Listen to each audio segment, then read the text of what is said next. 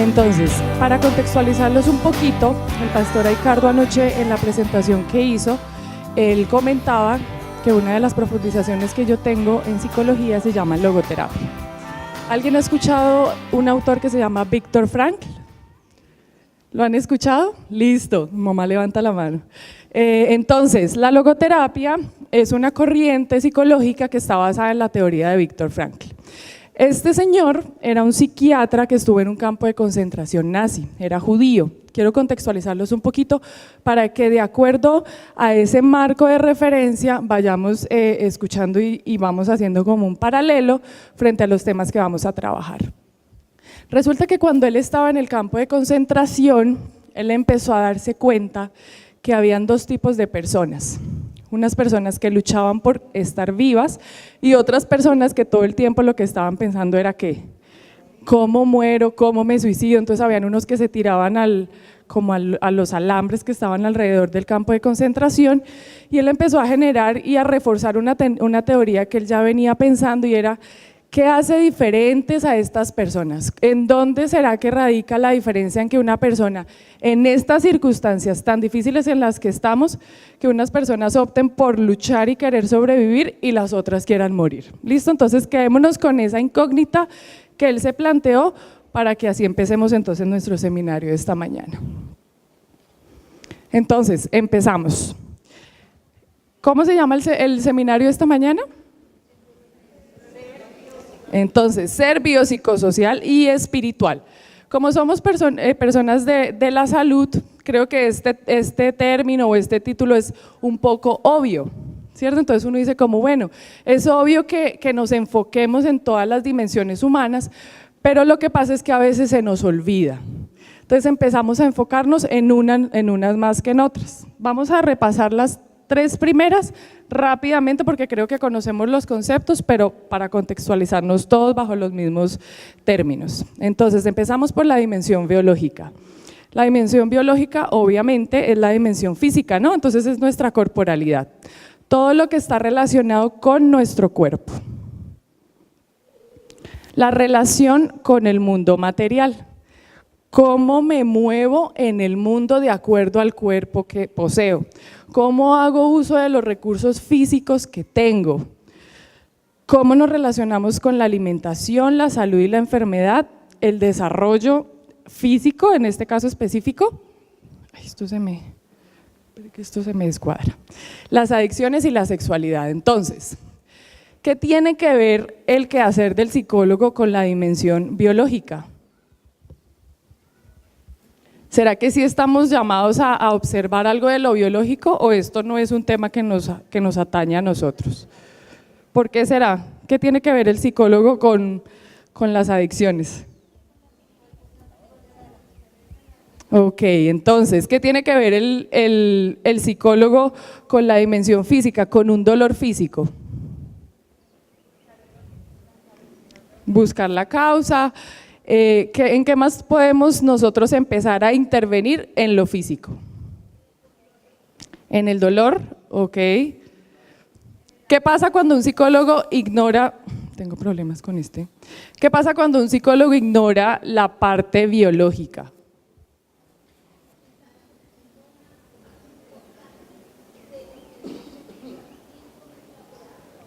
Ok, está desatendiendo una parte importante de lo que es el ser, ¿no? Entonces si el paciente llega con ciertos síntomas físicos y yo entonces digo, no, yo soy psicólogo y después hablas con tu doctor del dolor que tienes, ¿qué pasa con esa intervención que estamos haciendo?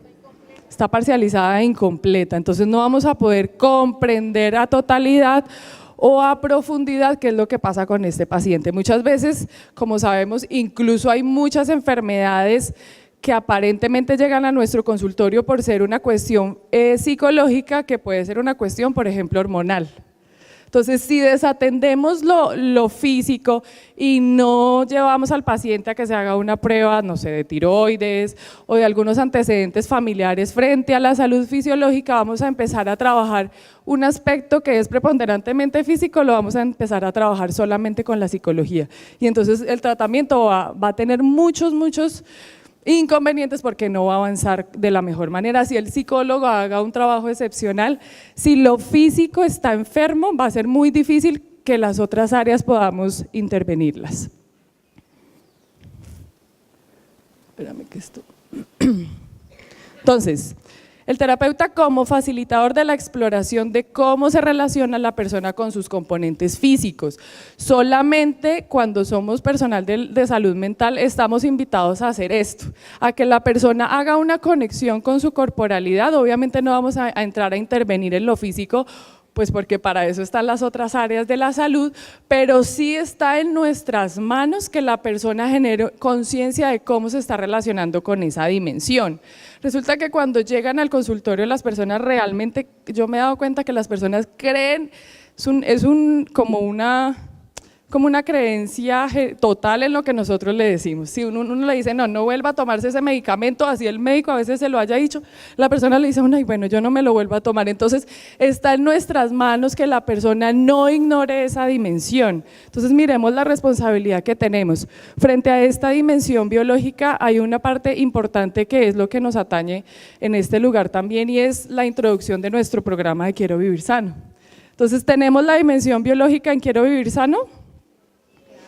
Claro, es el eje central de Quiero Vivir Sano, ¿no? Entonces, por eso nosotros, como personal de la salud, que somos específicamente de la salud mental, estamos también invitados a promover el programa de Quiero Vivir Sano desde facilitar que la persona explore su dimensión física. No la vamos a explorar nosotros, porque no es nuestro campo de acción específico, pero sí podemos empezar a generarle a la persona las inquietudes correspondientes para que él vaya y se interese por esa dimensión. Dimensión psicológica, que creo que es la que acá más conocemos y más hemos trabajado. Procesos mentales superiores, emociones, salud y enfermedad mental, incluye lo que construye nuestra identidad y construcción de lo que soy. Entonces aquí empezamos ya a entrar en un tema que conocemos más, es un terreno más conocido para nosotros en la salud. ¿Qué será lo que hace diferente la dimensión psicológica a la biológica, aunque suene obvia la pregunta? ¿Dónde está la mente? En el cuerpo. Entonces, ¿dónde está el límite? ¿Es un límite claro? Es un límite a veces muy confuso, porque como hablaba la doctora Ana Lucrecia, hay situaciones que empiezan a pasar de un lado hacia el otro y en muchas ocasiones la diferencia y el límite no está claro. En muchos casos de la enfermedad mental o de la enfermedad fisiológica, la relación es tan estrecha que a veces la intervención no está muy clara en cómo debe ser la ruta. Entonces a veces el médico manda a la persona a psicología, pero entonces una vez también como que quisiera devolverlo a que vuelva y se revise otras cosas. Entonces entramos en un juego de hasta dónde llega mi profesión y en dónde debe entrar. Una de las razones para buscar apoyo psicológico es porque en ocasiones se enfrentan a situaciones las personas que no concuerdan con su forma de verse a sí mismos. Entonces cuando la persona llega a nuestro consultorio, ¿qué es lo que por lo general dice? Es que yo he cambiado mucho estas semanas, yo antes no lloraba y ahora me la paso llorando todo el día, o ya no me provoca hacer las cosas que antes hacía. Entonces nos damos cuenta que cuando hay algo en lo psicológico que enferma, la persona empieza a generar y a darse cuenta que hay cosas que no concuerdan con justamente lo que construyó de lo que piensa que es esa persona. Lo social. ¿Cuántos psicólogos sociales hay acá de orientación social? ¿Hay alguno con...? Ok, por acá veo varios. Entonces, la interacción con otros que nos rodean, las formas de responder a la cultura y la civilización, los niveles socioeconómicos, la política, la religión y la raza. Encontramos el lenguaje y la comunicación, las formas de relacionarnos y los roles en las relaciones interpersonales. Voy a hacerles entonces una pregunta hasta acá. ¿La dimensión biológica puede enfermarse? ¿Cierto que sí? Listo, eso lo tenemos claro. Después, ¿la dimensión psicológica puede enfermar? Entonces tenemos los temas de salud mental y enfermedad mental. ¿La dimensión social puede enfermar? ¿Cuándo enferma la dimensión social? El término de enfermedad no se utiliza tanto para lo social, pero vamos a incluirlo como cuando, en el caso de que haya una dificultad. Entonces, ¿enferma la dimensión social? ¿Cuándo? Cuando no somos funcionales, cuando hay relaciones tóxicas, cuando el medio ambiente me dificulta ciertas formas de desarrollarme que a otras personas de pronto se las facilita. Entonces, ¿cómo permea lo espiritual las dimensiones anteriores? Entonces entramos al terreno que está relacionado directamente con nosotros en esta mañana. Ya vimos las 3 primeras dimensiones, que son las que por lo general observamos, ¿no? Entonces uno cuando está en un contexto de salud mental lo que hace es mirar si la persona está enferma, si tiene algún dolor, si tiene, bueno, se le hace el examen mental, si está orientado, si está, ¿no?, con todas sus facultades, cómo es su lenguaje, cómo es su pensamiento. Miramos con quién vive, le averiguamos entonces la vida del paciente, con quién vive, con quién tiene problemas, hacemos el genograma y hasta ahí llegamos. Entonces, ¿cómo permea lo espiritual las dimensiones anteriores? ¿Será que lo embarca? ¿Será que lo salpica en algunas ocasiones? ¿Cómo se relaciona? ¿Cómo la religión se relaciona con las dimensiones humanas? ¿Es necesario incluir una dimensión espiritual? ¿Será que si dejamos al hombre y al ser humano con las 3 primeras dimensiones estará completo? Hay algo que le falta, ¿no? Es como que algo todavía queda por ahí suelto y son una de las partes que a veces no logramos comprender en la consulta, si solo nos fijamos en las 3 primeras dimensiones. Hay un punto importante que quiero resaltar en la pregunta que planteo y es, ¿se dan cuenta que en la primera y en la tercera pregunta hablamos de espiritualidad y en la segunda hablamos de religión? ¿Será que son lo mismo? ¿Será que son diferentes? ¿En qué se diferencian y en qué se parecen? Porque cuando hablamos de espiritualidad, por lo general incluimos la religión. ¿O será que la religión siempre está incluido en lo espiritual? Por acá me proponen que la religión se relaciona un poquito más con lo cultural, puede ser, porque además por lo general la religión se nos ha incluido por puede ser por la familia, por el entorno en el que vivo, en las tribus, por ejemplo, hay unas creencias religiosas específicas. Entonces, ¿qué será lo espiritual? La vivencia, la creencia, la parte moral. ¿Qué más será lo espiritual? ¿Por qué colocamos la dimensión espiritual y no la dimensión religiosa, por ejemplo? Esa definición me encanta. La hermana dice, porque hay diferentes formas de relacionarse con lo espiritual. Yo creo que ese es un punto importantísimo para que lo miremos esta mañana. ¿Qué pasa con nosotros los adventistas del séptimo día? Nosotros creemos y estamos convencidos de que la iglesia adventista tiene ¿qué? La verdad, ¿se dan cuenta que todos respondimos lo mismo?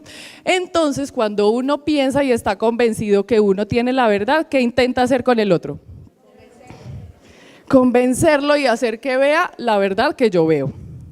Entonces podemos empezar a confundir la dimensión espiritual con la religiosa. Y entonces muchas personas tienen una dimensión espiritual muy desarrollada y tienen un contacto espiritual muy profundo, pero como no son adventistas, entonces ¿yo qué hago? A esta persona hay que trabajarle la parte espiritual. Está perfecto que yo quiera aproximarme a la parte espiritual, porque además yo estoy maravillado de la vida que tengo con Dios, y es apenas normal que yo quiera que esa persona conozca esa verdad que yo tengo. Pero entonces cuando empezamos a confundir religiosidad con espiritualidad, entramos en un tema muy delicado y entramos en un punto donde debemos empezar a entender que es un proceso de compartir y no de convencer, ¿ok? Y el resto lo hace ¿quién? Dios. Entonces, ¿cómo la religión se relaciona con las dimensiones humanas? La doctora Ana Lucrecia nos ha comentado ya un poco, ¿no? Entonces, hubo un punto que me llamó mucho la atención anoche y ella decía que en las comunidades religiosas había menos que tolerancia, ¿recuerdan? Entonces, es interesante y es preocupante. ¿Cómo es posible que cuando yo estoy en una comunidad religiosa y que se supone que tenemos la dimensión espiritual muy fortalecida, estas características de lo social y de lo psicológico estén más debilitadas? No puede ser. O sea, para la coherencia o la razón, como que a mí no me cuadra esos resultados que dan. Y entonces, ¿por qué será eso? ¿Será que entonces la dimensión espiritual está restringida? ¿Qué está restringido, lo religioso o lo espiritual cuando pasan cuando se nos dan esos resultados? Puede ser que estén un poquito mezclados, puede ser que haya confundido la religión con otra cosa y entonces se me olvide que la religión está inmersa en lo espiritual. Ajá, lo religioso es conceptual. Ok, lo otro es, o sea, lo espiritual es vivencial. Entonces sí hay como un corte cuando yo no tolero a mi hermano, que también está en lo espiritual y en lo religioso, ¿se da un corte? ¿En dónde está el problema cuando se dan esos resultados? ¿En lo espiritual o en lo religioso? En lo religioso. ¿Y de dónde salen? De que la vivencia esté un poco afectada. Entonces, empezamos a darnos cuenta que es que esta cuestión de la espiritualidad y la religiosidad es una cuestión seria y delicada. Y nosotros como psicólogos adventistas o las visitas que tenemos debemos tener un respeto importante por esta dimensión, que es la siguiente dimensión. Entonces, sería la dimensión espiritual. La dimensión espiritual es propia del ser humano, ¿ok? Las otras, algunas son compartidas por ejemplo, los animales tienen dimensión biológica, los animales hay unos perritos que nacen en mejor estrato que en otro. La dimensión espiritual, entonces empezamos, la dimensión espiritual no enferma. ¿Recuerdan que hablábamos de las 3 primeras dimensiones cuando enferman? La biológica enferma, la psicológica enferma, la social enferma. Pero la espiritual no se puede enfermar porque es algo innato, la espiritual se restringe. ¿Okay? No hay una enfermedad de lo espiritual, porque no podemos determinar que la parte espiritual de una persona está enferma. ¿Cómo determinamos eso? ¿Quién lo dice? Está restringida. ¿Okay? Entonces empezamos a hacer diferencias entre las dimensiones. Es maravilloso pensar que la dimensión espiritual no enferma, porque ¿qué pasaría si la dimensión espiritual, que es la que hace la diferenciación con las anteriores, enfermara? ¿Qué posibilidades le quedarían al ser humano de trascender, de avanzar, de sobreponerse a todo lo que le ocurre? Le quedarían muy pocas posibilidades. Entonces esta dimensión es una maravilla que no se enferme, es una maravilla que siempre la tengamos ahí, solo que tal vez las otras dimensiones puedan opacarla, restringirla, no permitirnos un acceso fácil a ella.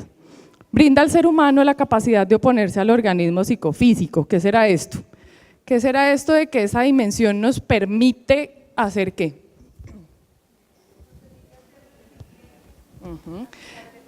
Ok, entonces nos permite, cuando dice generar la capacidad de oponerse al organismo psicofísico, es que no me permite a mí, por ejemplo, oponerme a una enfermedad que tengo. Entonces me permite oponerme a las otras dimensiones, me permite oponerme a la enfermedad en las otras dimensiones. ¿Okay? Esa es la que me impulsa, ella es la que me mueve a no quedarme acostado, por ejemplo, como decía la doctora Ana Lucrecia. Entonces no, si tengo una responsabilidad, me levanto. ¿Cuál es esa dimensión la que genera el motor? La dimensión espiritual, porque muchas veces en la dimensión psicológica no encontramos esas respuestas, por ejemplo en una depresión. Cuando está enferma la dimensión psicológica, a veces no tengo el motor para levantarme a siquiera. Entonces encontramos muchas veces a mamás que así tengan 3 niños, no se pueden levantar de la cama a prepararles el desayuno, a prepararlos para el colegio, dejamos abandonados los trabajos. Entonces uno dice, pero ¿cómo puede esa persona no hacer el desayuno a los hijos si los ama? Es que está enferma esa dimensión, no lo puede hacer. Entonces la dimensión espiritual es la que en determinado momento, cuando las otras dimensiones están tan enfermas que no nos permiten movernos, esta permite oponerse. Entonces me opongo a este cuerpo que enferma, a esta mente que enferma. Capacidad de distanciarse de uno mismo. está relacionado con el punto anterior, está relacionado con que yo sea capaz la capacidad de distanciarse de uno mismo es básicamente verse a uno en situación, ¿no? Entonces me veo en situación, analizo cómo son mis comportamientos, genero conciencia de las respuestas que doy frente a lo que la vida me presenta. Libertad y responsabilidad están en esta dimensión y aquí empezamos a trabajar ciertos aspectos que nos atañen y que son una de las cosas que es nuestra responsabilidad trabajar en la terapia como tal. Entonces, que la persona sea libre y que sea responsable. Tenemos un ser humano en el encuentro terapéutico que es libre de tomar las decisiones que quiera, que es libre de venir a nuestra consulta, que es libre de generar ciertas respuestas frente a lo que le está pasando, pero que además de esa libertad, que la libertad recordemos que es libertad de y para qué, ¿no? Entonces tenemos dos componentes de la libertad y la responsabilidad también. Entonces nosotros como terapeutas estamos invitados a fomentar unas respuestas, responsabilidad y respuestas, donde la persona sea consciente de que cada hecho de libertad que va a generar va a traer consigo ¿qué? Una consecuencia. Y entonces es ahí donde somos promotores de generar conciencia en la persona de cómo voy a usar mi libertad. Posibilidad de tomar una decisión frente a lo que acontece en las otras dimensiones y es el tema de la actitud. Entonces, quiero que pensemos ahora en lo espiritual y en lo religioso. ¿Cómo sería entonces tener una dimensión espiritual que permee las anteriores? ¿Recuerdan la pregunta? ¿Cómo permea lo espiritual las dimensiones anteriores? ¿Cómo permean estas características de lo espiritual a las tres anteriores? ¿Quién me quiere colaborar?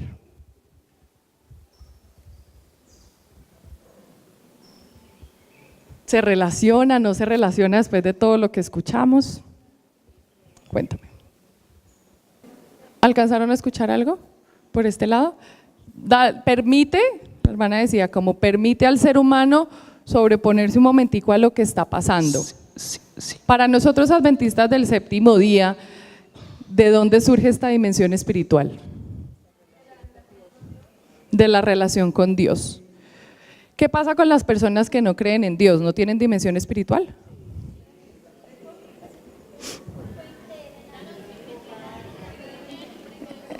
Ok, entonces ¿siempre tenemos dimensión espiritual? ¿Eso está claro? Ok, que tiene diferentes formas de manifestarse es diferente, ¿cierto? Entonces, Él es quien perdona todas tus iniquidades, el que sana todas tus dolencias, el que rescata del hoyo tu vida, el que te corona de favores y misericordia. Y misericordias. Quiero que pensemos frente a la dimensión espiritual, frente al camino religioso en el que nosotros nos encontramos, que igual en determinado momento yo creo que va a permear un poco en nuestro andar como psicólogos. En la academia, ¿qué es lo que más nos dicen frente a la religión y la terapia como tal? ¿Que deben estar unidas? ¿Que uno debe hablar de Dios en la terapia? No, en la academia lo que más nos enseñan obviamente es separarlos, ¿no? Incluso es como medio prohibición, ¿no? Como que tú no debes inculcarle al paciente tus creencias religiosas. Me parece que es un tema de respeto y también…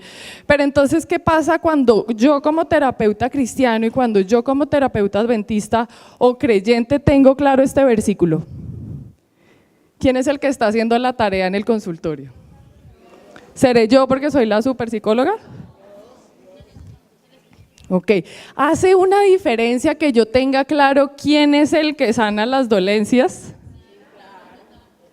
¿Hará alguna diferencia en la forma como yo me relaciono, cómo yo realizo las intervenciones, cómo le presento las opciones al paciente?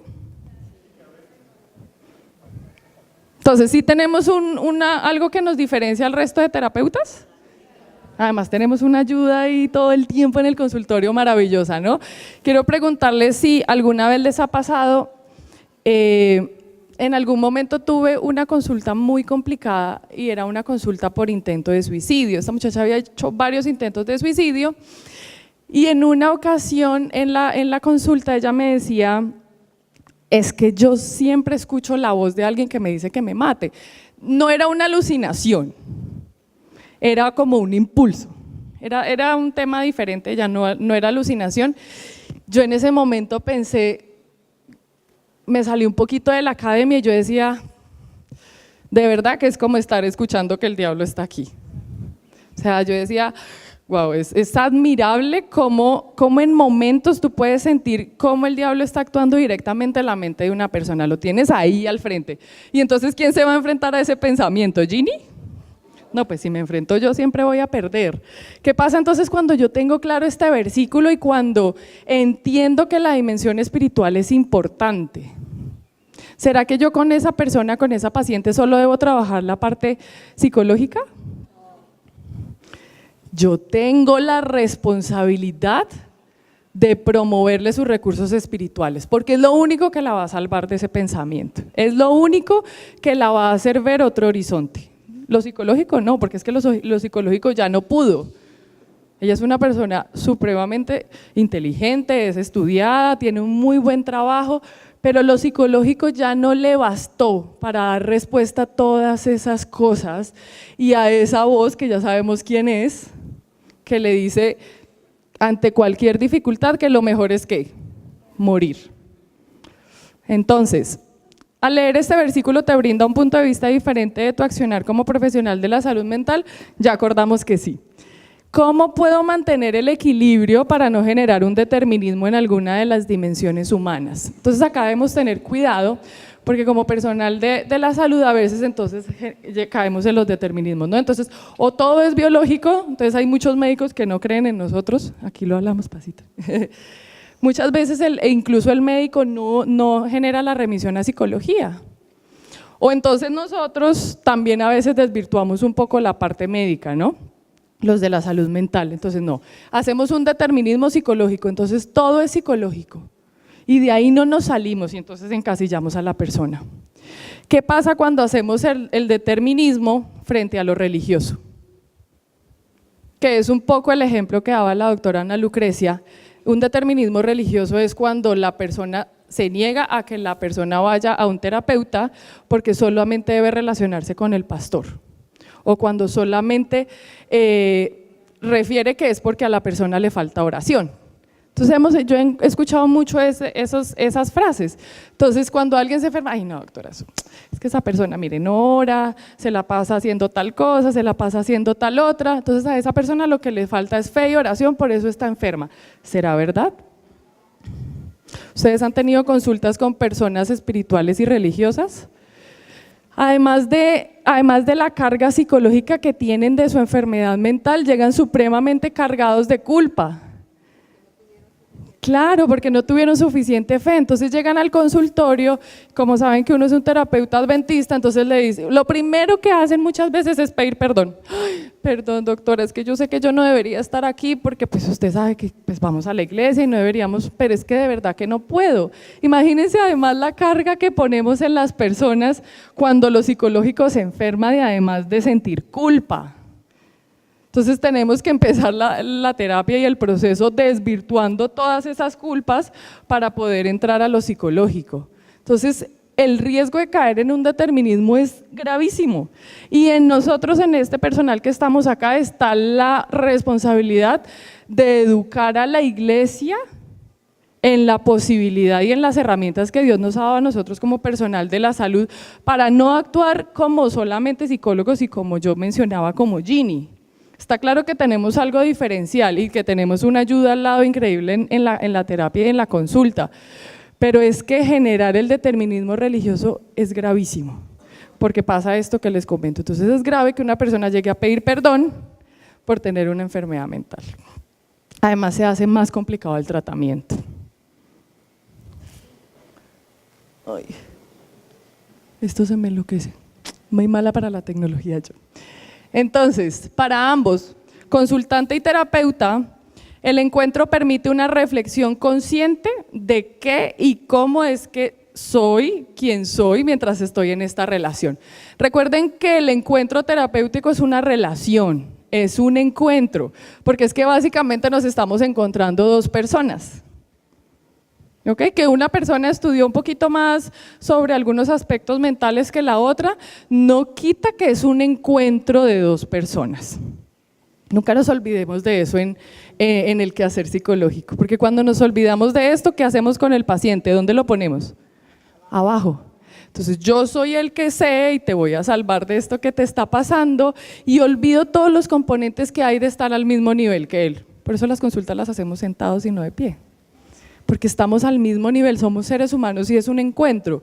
Nosotros que tenemos la parte religiosa y la parte espiritual, en teoría, más desarrollada o que intentamos generar un contacto continuo con esta dimensión, somos responsables de que esa persona en el descubrir quién está siendo, descubra que tiene la capacidad y que recuerde que tiene la dimensión espiritual siempre a su disposición.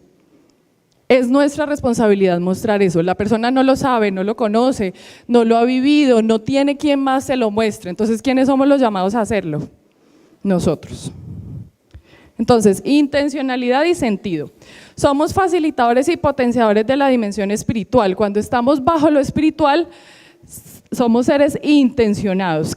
¿Cuál es la diferencia de la intención y simplemente la respuesta?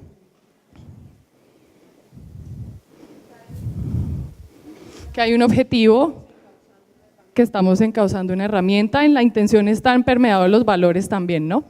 Entonces, cuando yo tengo una intención, no solamente estoy respondiendo como automáticamente a las demandas del ambiente, estoy generando una intención basada en algo y orientada a algo. Entonces, nosotros somos los facilitadores y potenciadores de esa dimensión espiritual, porque somos los que la tenemos consciente.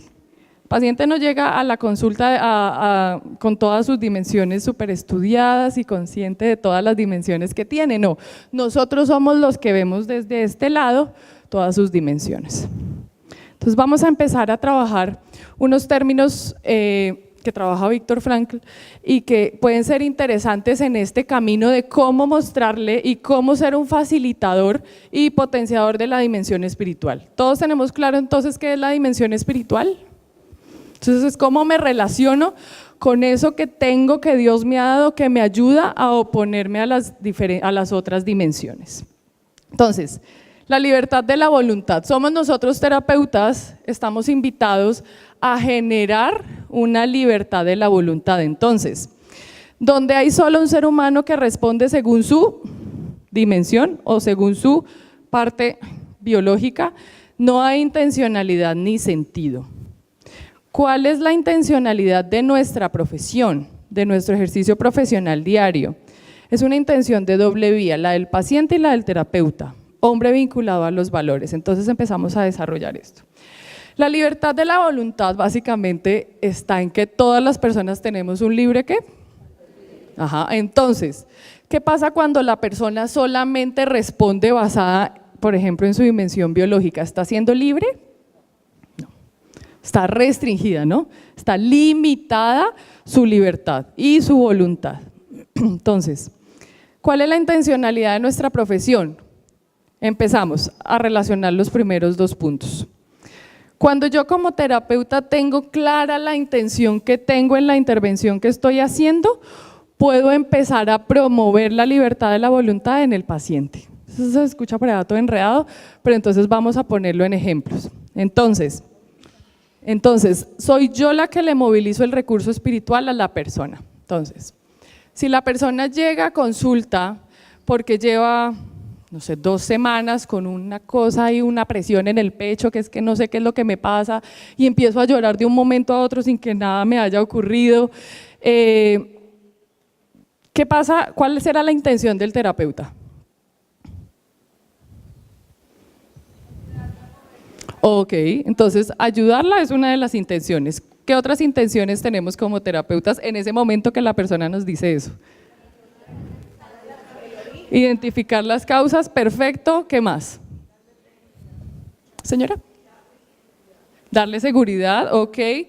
Empezamos a identificar cuáles son nuestras intenciones. Cuando tenemos la intencionalidad del terapeuta clara, ¿se dan cuenta que es más fácil la ruta de ayuda?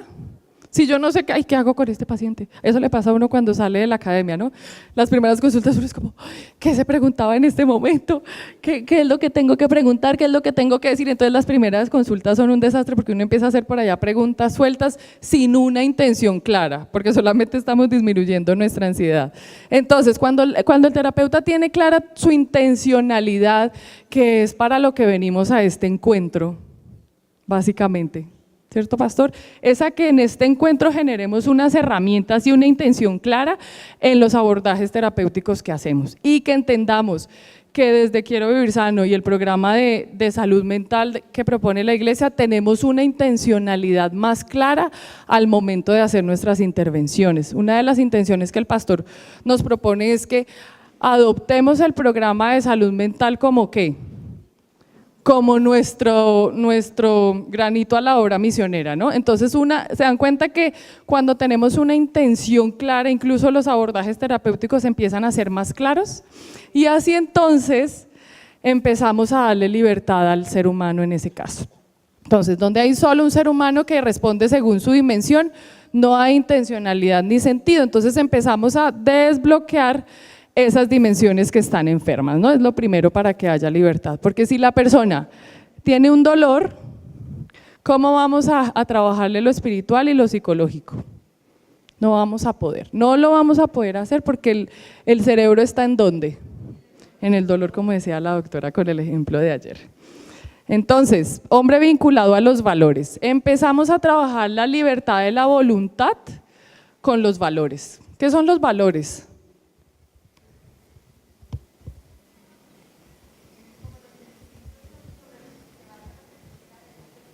Okay, principios sobre los que se basa la conducta de esa persona, ¿esos son los valores?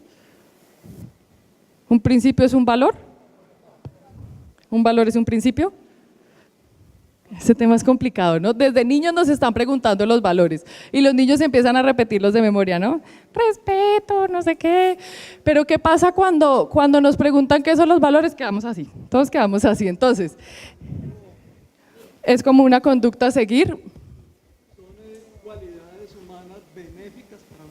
Okay. Y esto en un sentido restringido al humano, pero básicamente toda cualidad, sea en el ser humano, en un elemento de la naturaleza, en las estructuras sociales, modos de relación, que resultan posibilitadores de una vida digna, saludable y satisfactoria. Ok, esta definición me encantó, no la escribimos. Entonces, nos posibilitan una vida digna, ¿cierto? Son todas esas herramientas y cualidades, ¿sí? ¿Sí fue la palabra que utilizó? Entonces, que facilitan que vivamos una vida como digna, que sea saludable, que sea responsable con los demás. Básicamente, un valor es a lo que le damos valor, a qué le doy importancia. Entonces, no es solamente sabernos los valores de memoria. ¿Cuáles son los valores más famosos? Respeto, honestidad, responsabilidad. ¿Qué pasa cuando le preguntamos a una persona sobre el valor? Si le preguntamos a un niño qué es el respeto, ¿qué nos responde? Respetar a mi amigo, ¿cierto?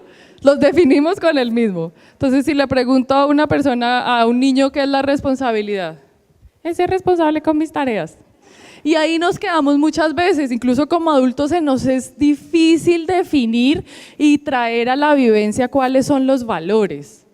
Entonces, si como terapeuta tengo un poquito más claro cuáles son los valores y cuál puede ser una vida, una forma de darle dignidad a las relaciones humanas, que una relación sea respetuosa, que una relación tenga ciertos valores, entonces entendemos y podemos promover en la persona que le dé valor a algo y que sus intencionalidades estén basadas en algo que vaya a dar una respuesta positiva. El valor es lo que hace diferente la intención de la respuesta. ¿Ok?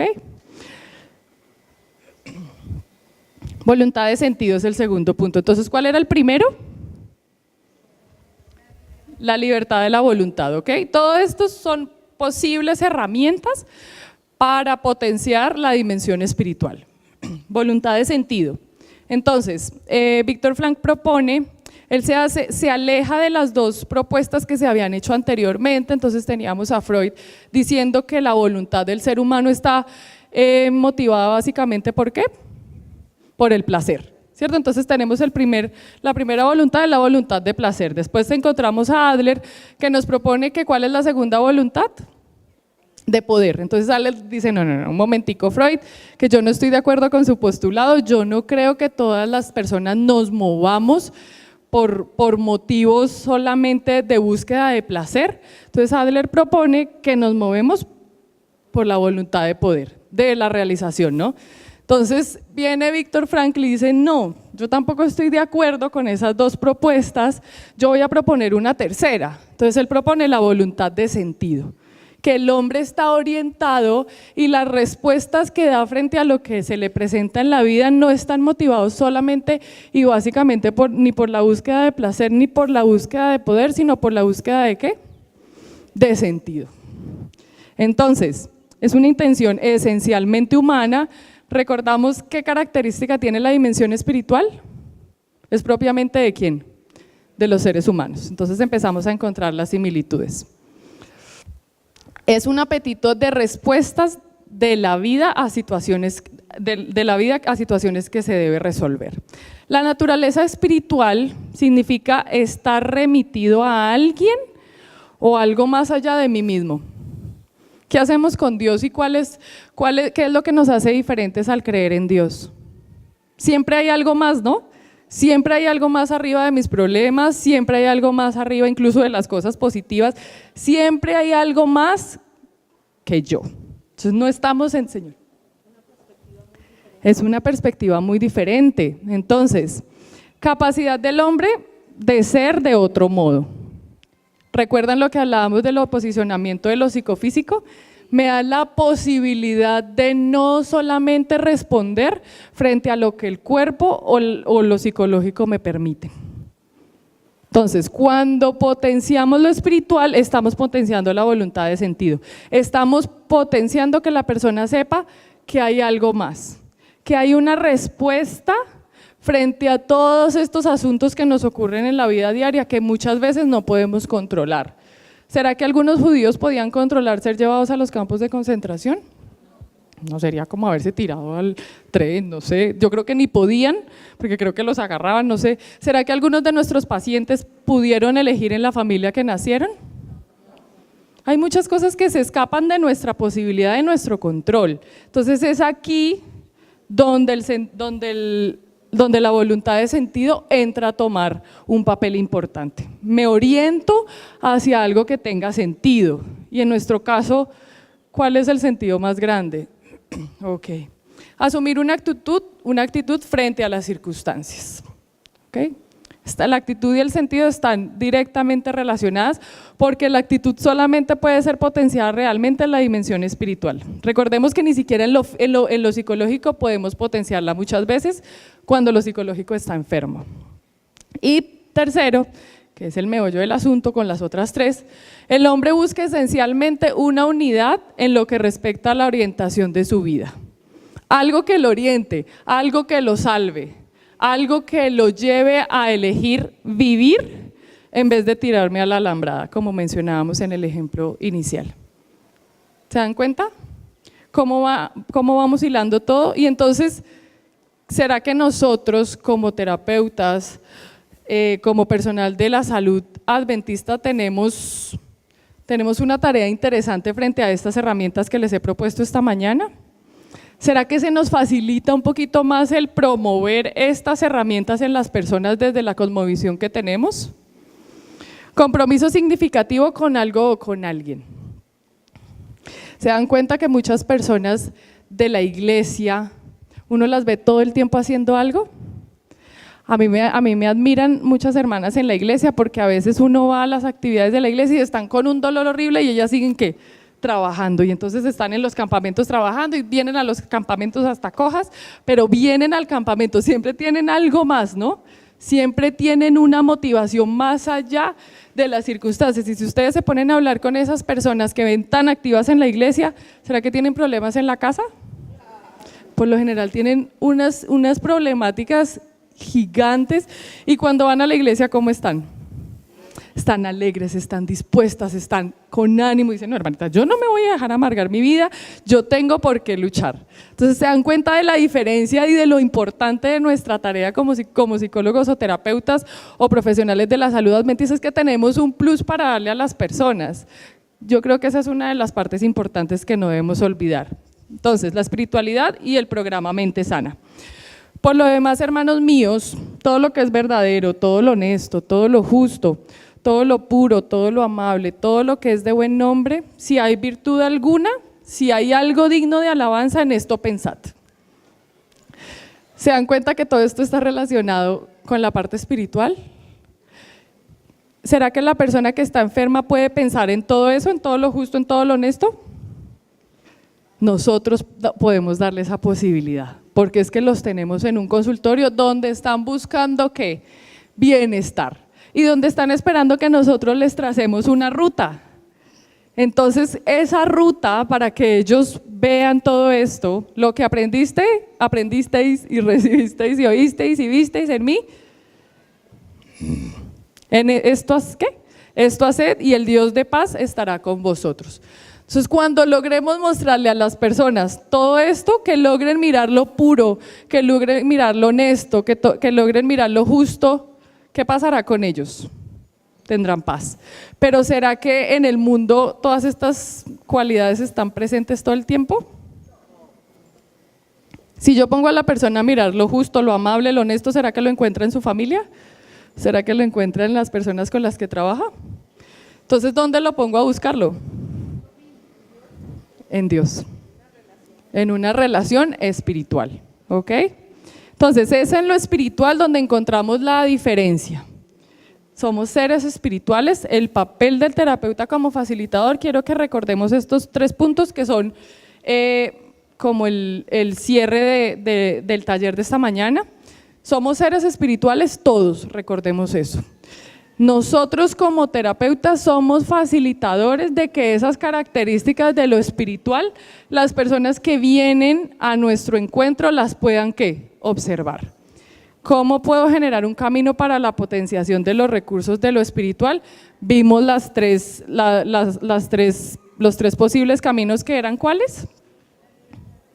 La libertad de la voluntad de sentido y el sentido de vida. Recordemos que todos esos están basados en lo espiritual. No los planteemos desde lo psicológico porque se desvirtúan, porque no vamos a encontrar herramientas para potenciarlos. Entonces, ¿alguien acá ha visto un faro alguna vez en su vida? En Colombia no hay, ¿cierto? ¿O sí hay? Creo que no. Yo los veo en fotos y me parecen muy bonitos. ¿Cuál es la función de los faros? Iluminan, ¿no? Entonces es como que casi siempre están en el mar, si no estoy mal. Entonces, ¿cuál puede ser nuestro papel? Y si hacemos esta analogía, creo que es un poquito más fácil comprender cuál puede ser nuestra labor desde la dimensión espiritual. Entonces, tenemos una posibilidad de iluminar ciertos aspectos de la persona que se acerca a nosotros. ¿Qué pasa cuando un faro ilumina cierto objeto? ¿Dejan de existir los objetos que están en la oscuridad? No, esto es bien importante, porque en el afán de potenciar lo espiritual, no podemos olvidar que lo biológico, lo social y lo psicológico siguen estando presentes. Y así no caemos en el determinismo solamente espiritual. Entonces, iluminamos ciertos aspectos y potenciamos ciertas herramientas en los consultantes, sin olvidar que los otros también debemos trabajarlos. Pero si hacemos que ese consultante vea todo lo justo, todo lo honesto, que pongamos una luz frente a eso, ¿qué va a pasar con lo otro? Vas a ver por dónde andar, ¿ok? Y para terminar, ¿quién será el principal faro? ¿Será que somos nosotros? Nuevamente hago la pregunta, ¿el faro soy yo, Ginny? No, entonces nunca olvidemos esto porque es que es el meollo del asunto. Si nosotros nos vamos a la consulta de acá y es que soy un faro para el paciente, entonces ¿qué va a pasar con la consulta? Toda va a estar basada en mí. Pues yo como humana tengo muchos conceptos cerrados, tengo muchas opiniones equivocadas, voy a estar sesgada por toda mi vivencia, por todas mis dimensiones. Entonces, para que ese faro cumpla su función, debemos recordar que ¿quién es el faro? Dios. Muchas gracias por la atención.